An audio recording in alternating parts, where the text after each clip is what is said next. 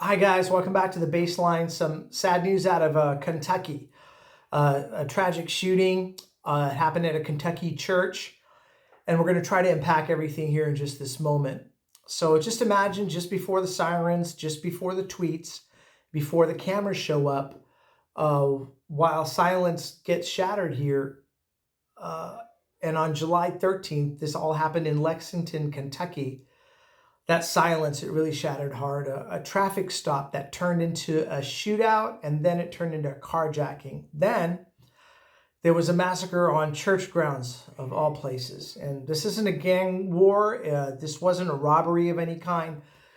This wasn't something you can just shrug off. This was personal. This was deliberate. And then this was a reminder again that no place is truly safe when the wrong person ends up snapping. So let's try to get into it. The traffic stop that ended up turning deadly. Late Saturday morning, I think around 11:36 a.m. Kentucky. You're grabbing brunch. Someone else is mowing the lawn. It's a regular day. Meanwhile, a Kentucky state trooper spots a license plate, and it's an alert. He pulls the car over. Terminal Drive near Bluegrass Airport, actually. So let's pause right there. It's called Terminal Drive, but this did not happen inside the airport or inside the airport terminal. I know what happens. You know, your brain went straight to TSA, could relax a moment. It wasn't anything inside or at the airport. This was on the road outside, not inside the airport. So the trooper walks up and it seems to be a routine traffic stop.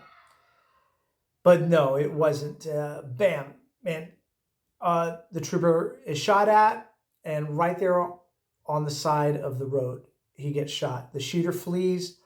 The trooper, he's bleeding, and everything changes in just a heartbeat.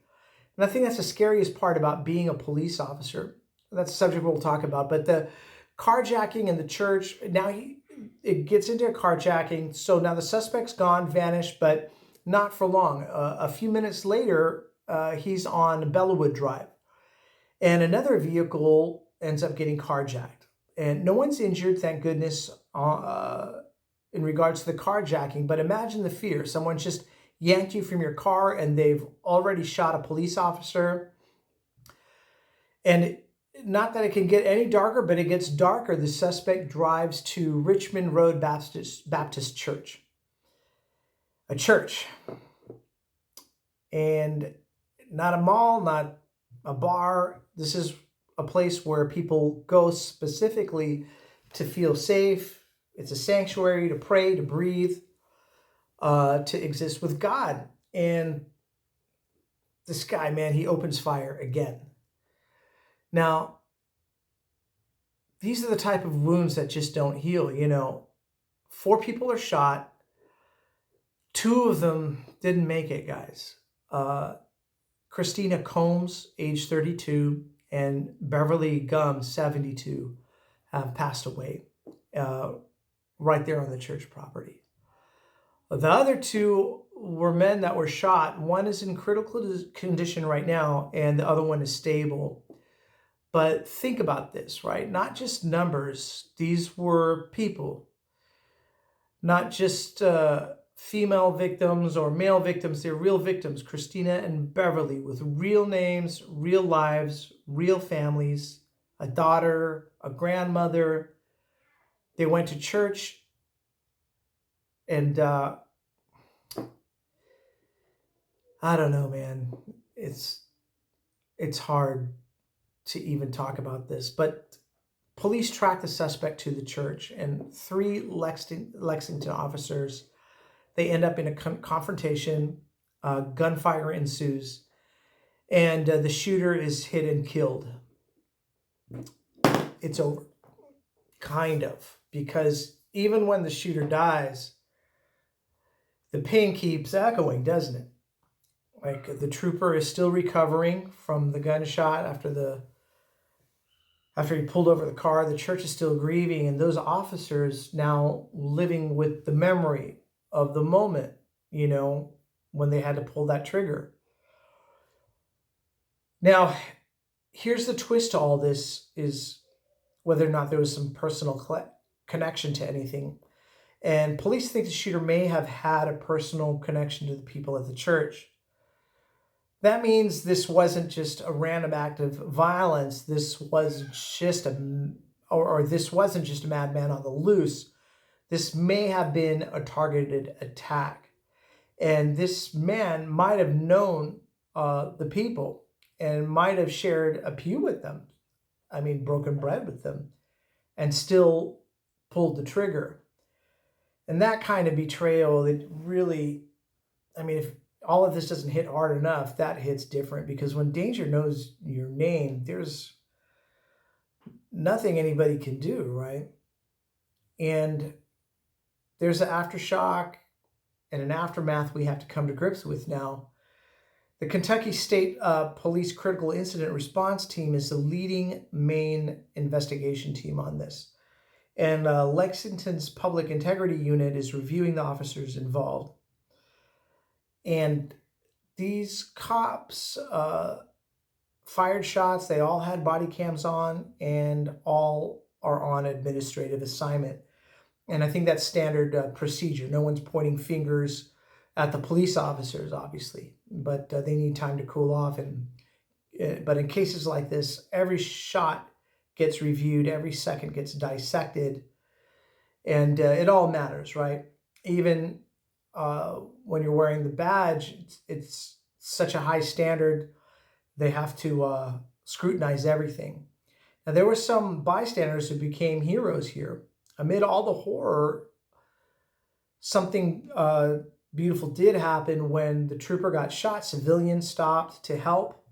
They didn't run away. They didn't panic, and they jumped in for the trooper.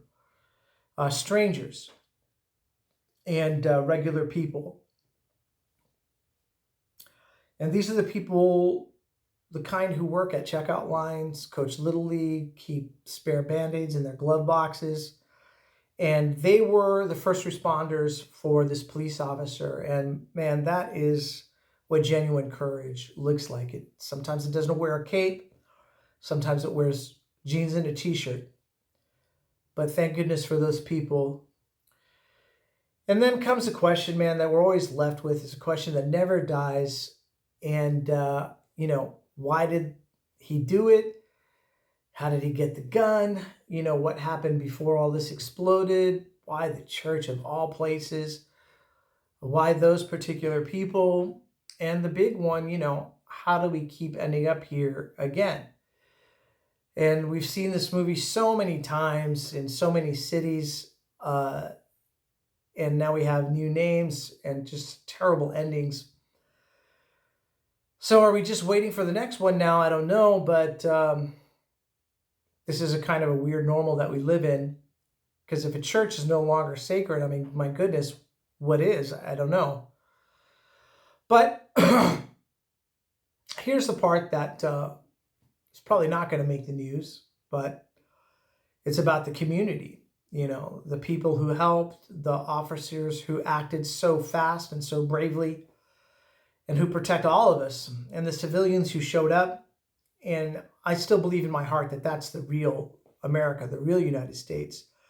Not the one that makes headlines, not the one that always trends, or the tragedies, the one that holds the line when the unthinkable happens, the one that patches wounds while the world watches in silence. I think that's the United States we all believe in. So tragedy and terrible news today. This wasn't just a church shooting.